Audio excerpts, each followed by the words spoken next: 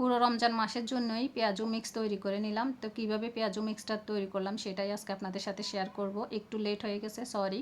তো ফার্স্টে খেসারির ডাল 1 কাপ, বুটের ডাল 1 কাপ, মসুরের ডাল 1 কাপ, এরপরে হচ্ছে মুগ ডাল 1 কাপ, চিনি গুঁড়া চাল 1 কাপ, এরপর অল্প কিছু এই মাসকলাইয়ের ডাল, অল্প, খুবই 1 কাপের 4 ভাগের 1 ভাগ দিয়েছি, খুব বেশি দিই নাই। এগুলো বেসনের সাথে আমরা অ্যাড করব। তো সবগুলোকে মিক্স করে নিয়েছি আমি। এগুলোকে একদম ছেলে জেরে বেছে একদম মানে কোনো ময়লা টয়লা যেন না থাকে সেইভাবে নিয়েছি। নেওয়ার পর একটা ভালো পরিষ্কার ওড়না নিয়েছি। এই ওড়নাটা দিয়েই আমি সব কিছু এভাবে করি।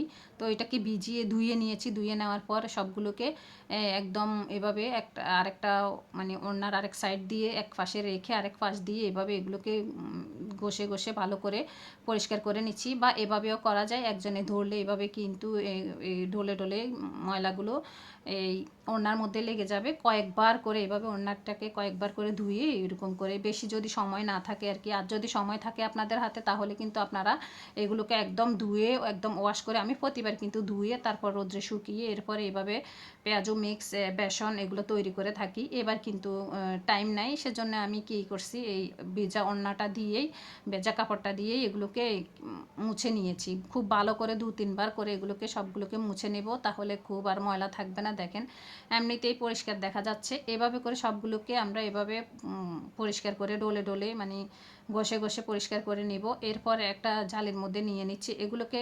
আমার পিচ্ছিটা খুবই মানে দুষ্টামি করতেছিল। তো মানে ও কাজ করবে ও কাজ করবে এরকম, আমিও তোমাকে হেল্প করি, হেল্প করতে যাই যে আরও কত ঝামেলা বাজায় সেই মানে আমি বুঝি।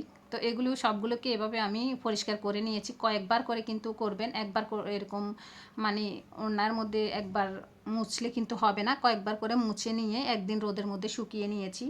তো একদিন না 2 দিন শুকিয়েছি মনে হয়। তো এরপর এগুলোকে আমি 3 ভাগ করে নিচ্ছি, সবগুলোকে 3 ভাগ করে নিয়ে ব্লেন্ডারের ছোট জারটার মধ্যে নিয়েছিলাম ফার্স্টে, তো দেখতেছি যে হবে না, তো বড় জারের মধ্যে নিয়ে নিলাম। বড় একদম যে ব্লেন্ডারের বড় জারটা আছে এটার মধ্যে নিয়ে একদম মানে খুবই একদম কি মেন পাউডার করি নাই, মানে প্লেন পাউডার যেটা হয়, বেসন যেটা বেসনের মতো করি না, একটু আধ ভাঙা করে নিয়েছি। এরপর একবার বেশি করে ব্লেন্ড করে নিয়েছি, পরবর্তীগুলো আর একটু কম করে ব্লেন্ড করে নিব। এভাবে করে 3 রকম করে আমি ব্লেন্ড করে নিচ্ছি, কারণ 3 বার করে করে নিলে এটা মানে মিক্স মানে ব্লেন্ড করাটা মনে হচ্ছে আমার ভালো হবে। মানে 3 দফে করেছি, কোনোটা খুব বেশি মানে একদম প্লেন করে নিয়েছি, একদম প্লেন না, মানে কি আধ ভাঙা করে একদম কম গুঁড়ো করে নিয়েছি। সবগুলোকে এভাবেই কি ব্লেন্ড করে নিব। তো এটা যদি আমরা সারা মাসের জন্য রেডি করে রাখি তাহলে আমার কিন্তু এগুলো রোজা ছাড়াও কিন্তু পরবর্তী দিনের জন্য এগুলো কাজে লাগে। তো রমজানের মধ্যে একেবারে প্রত্যেক দিন তো বাজা পোড়া খাওয়া হয় না, কিন্তু যখনই আমরা খাবো তখনই ঝটপট এখান থেকে একটু নিয়ে কয়েক চামচ বা 10-12টা 15টা পেঁয়াজু হয় ওই মোতাবেকে নিয়ে 1-1.5 ঘন্টা আগে ভিজিয়ে রাখলেই কিন্তু এগুলো পারফেক্ট বেজানো ডালের মতোই হয়ে যায়।